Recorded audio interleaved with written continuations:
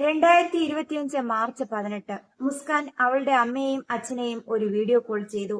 ആ കോളിൽ വന്ന മകളെ ആ അമ്മ ശ്രദ്ധിച്ചു. അവൾ വല്ലാതെ ഡിസ്റ്റർബ്ഡ് ആണെന്ന് അവർ മനസ്സിലാക്കി. സംസാരിച്ചു തുടങ്ങി. അല്പം കഴിഞ്ഞപ്പോൾ അവൾ കരയാൻ തുടങ്ങി.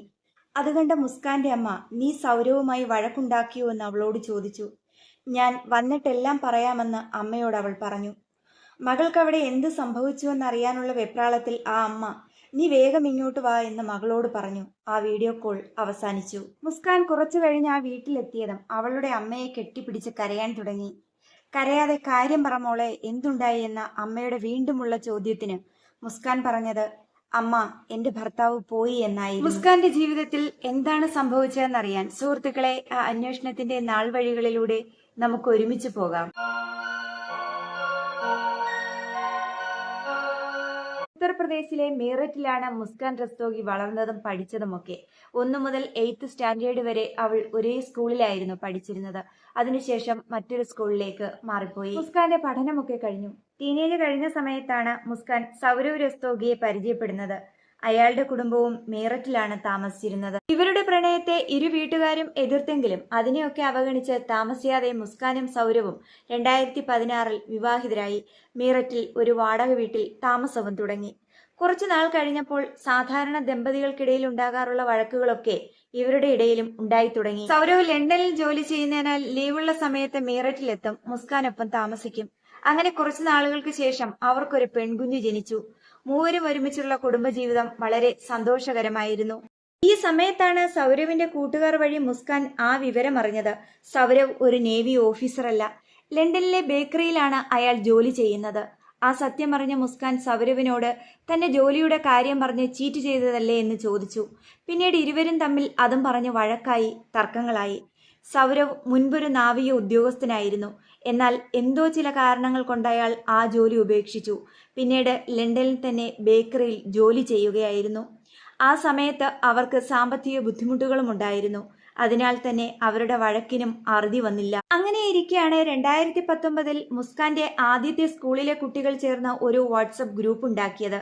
മുസ്കാനും ആ ഗ്രൂപ്പിൽ ജോയിൻ ചെയ്തു. അതോടെ മുസ്കാന്റെ ജീവിതം മറ്റൊരു ലെവലിലേക്ക് നീങ്ങി. ആ ഗ്രൂപ്പിലൂടെയാണ് അവൾ സാഹിൽ ശുക്ലയെ പരിചയപ്പെടുന്നത്. അവൾ 1 മുതൽ 8 വരെ പഠിച്ച സ്കൂളിൽ തന്നെയാണ് അവനും പഠിച്ചിരുന്നതെങ്കിലും പരസ്പരം അറിയാമെന്നേയുള്ളൂ. അന്നിരുവരും സുഹൃത്തുക്കളൊന്നുമായിരുന്നില്ല.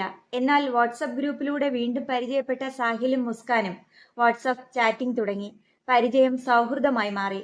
പിന്നീട് ഈ സൗഹൃദം വളർന്ന് മറ്റൊരു തലത്തിലേക്ക് പോയി. ചാറ്റിംഗിന്റെ സമയം കൂടി വന്നു. ഇരുവരും ഫോൺ കോൾ ചെയ്യാൻ തുടങ്ങി. അങ്ങനെ ഒരു ദിവസം അവരിരുവരും ഒരു ഡേറ്റ് ഫിക്സ് ചെയ്തു. കണ്ടുമുട്ടി. ഒരുപാട് സംസാരിച്ചു. പിന്നീട് ഇടയ്ക്കിടെ ഇത് ആവർത്തിച്ചു. ഈ സൗഹൃദം വളർന്ന് അത് പ്രണയമായി മാറി. സൗരവ് ലണ്ടനിലായിരുന്നതിനാൽ മുസ്കാനും മകളും ഒറ്റയ്ക്ക് താമസിച്ചിരുന്ന വാടക വീട്ടിലേക്ക് സഹിൽ ഇടയ്ക്കിടയ്ക്ക് വരാൻ തുടങ്ങി. സഹിൽ മയക്കുമരുന്ന് ഉപയോഗിച്ചിരുന്നു. ഇപ്പോൾ മുസ്കാനും അതൊരു ശീലമായി. മുസ്കാൻ ഡ്രഗ്സ് ഉപയോഗം തുടങ്ങിയ ശേഷം അവളുടെയോ സൗരവിന്റെയോ വീട്ടിൽ പോലും കുട്ടിയുമായി പോയി നിൽക്കാതെയുമായി. സഹിൽ മയക്കുമരുന്നിന് അടിമയായിരുന്നുവെന്ന് മാത്രമല്ല, ചില മന്ത്രവാദങ്ങളിൽ വിശ്വസിക്കുകയും അതൊക്കെ ചെയ്യുകയും ചെയ്തിരുന്നു. ഇയാളുടെ റൂമിന്റെ ചുവരുകളിൽ ചില വിചിത്രമായ മന്ത്രവാദ ചിഹ്നങ്ങളും വരച്ചു വെച്ചിട്ടുണ്ട്. സഹീലിനെ കുറിച്ച് അയൽക്കാർ പറയുന്നത് ആ വീട്ടിൽ കൂടുതൽ സമയവും അയാൾ ഒറ്റയ്ക്കാണ് താമസിച്ചിരുന്നതെന്നാണ്. ആരോടും അധികം മിണ്ടാത്ത പ്രകൃതമാണ് സഹീലിന്. സൗരവില്ലാത്ത സമയത്ത് മുസ്കാനെ കാണാനായി സഹീൽ എത്തുന്നത് മുസ്കാന്റെ ഹൗസ് ഓണർ ശ്രദ്ധിച്ചിരുന്നു.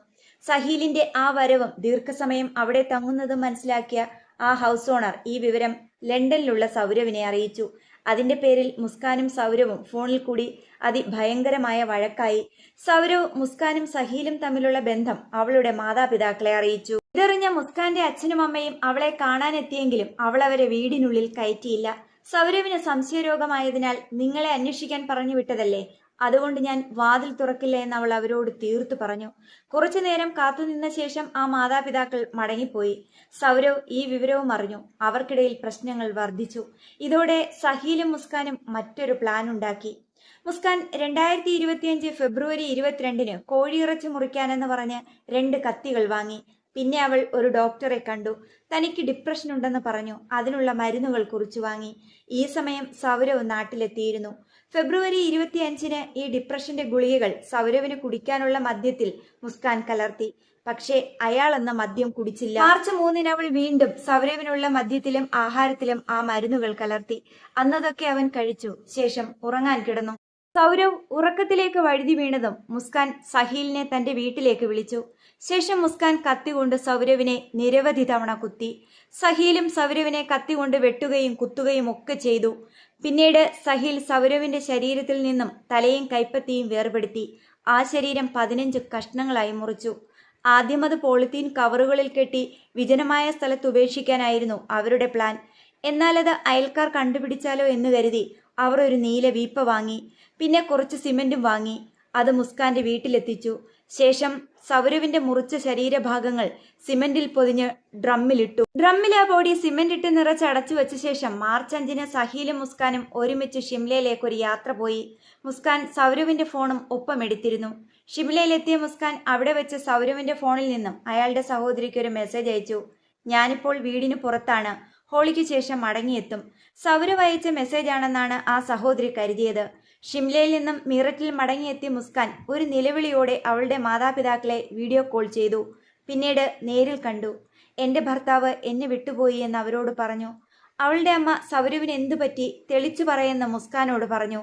സൗരവിനെ അവന്റെ മാതാപിതാക്കൾ എന്റെ മുന്നിലിട്ട് കൊലപ്പെടുത്തിയെന്ന് മുസ്കാൻ അവളുടെ മാതാപിതാക്കളെ അറിയിച്ചു. മുസ്കാന്റെ അമ്മയ്ക്ക് മകൾ പറയുന്നത് വിശ്വസിക്കാൻ കഴിഞ്ഞില്ല. നീ എന്തുകൊണ്ടപ്പോൾ ഉറക്കെ നിലവിളിച്ചില്ല? നിലവിളിച്ചെങ്കിൽ അയൽക്കാർ ഓടി വരുമായിരുന്നില്ലേ എന്ന് അവളോട് ആ അമ്മ ചോദിച്ചു. ആ ചോദ്യങ്ങൾക്കുള്ള മറുപടി അവളുടെ മൗനം മാത്രമായിരുന്നു. മകൾ എന്തോ ഒളിക്കുന്നുണ്ടെന്ന് അവർക്ക് മനസ്സിലായി. അവളുടെ പരിഭ്രമവും മുഖത്തു നോക്കാതെയുള്ള ഇരിപ്പും അതിനെ ശരിവെച്ചു. ഇതെല്ലാം കേട്ടുനിന്ന മുസ്കാന്റെ അച്ഛൻ അവളോട് പറഞ്ഞത്, നീ എന്റെ കൂടെ പോലീസ് സ്റ്റേഷനിലേക്ക് വരണം. അവിടെ പോലീസിനോട് എല്ലാ സത്യവും തുറന്നു പറയണമെന്നായിരുന്നു. പോലീസ് സ്റ്റേഷനിലെത്തിയ അവൾ പോലീസുകാരോട് താൻ ചെയ്ത എല്ലാ കാര്യങ്ങളും തുറന്നു പറഞ്ഞു. അതോടെ കൂട്ടുപ്രതിയും അന്ധവിശ്വാസിയും മയക്കുമരുന്നിന് അടിമയുമായ സഹീലും അവൾക്കൊപ്പം അറസ്റ്റിലായി. ഈ കേസ് ഇപ്പോൾ കോടതിയിലാണുള്ളത്. ഇനി അതിന്റെ ശിക്ഷാവിധികളൊക്കെ വരാനിരിക്കുന്നതേ ഉള്ളൂ. ഈ ക്രൈം സ്റ്റോറിയൊക്കെ കേൾക്കുമ്പോൾ എനിക്ക് തോന്നുന്ന ഒരു കാര്യം, ശത്രുക്കളുണ്ടെങ്കിൽ അവരെ കൊന്നൊഴിവാക്കാമെന്നൊരു തീരുമാനം എടുക്കുന്ന പോലെ ഒരു ബുദ്ധിശൂന്യത, ഒരു മണ്ടത്തരം ജീവിതത്തിൽ വേറെ ഒന്നുമില്ല. അങ്ങനെയൊക്കെ ചെയ്ത് ജീവിതം നാറിക്കോഞ്ഞാട്ടാവാൻ ആരും നിൽക്കേണ്ട. ഈ ഒരു വീഡിയോയെ കുറിച്ചുള്ള നിങ്ങളുടെ അഭിപ്രായങ്ങൾ തീർച്ചയായും കമന്റ് ബോക്സിൽ രേഖപ്പെടുത്താൻ മറക്കല്ലേ. മറ്റൊരു വീഡിയോയുമായി കാണുന്നതുവരെ തൽക്കാലം വിട പറയുന്നു. It's me Divya.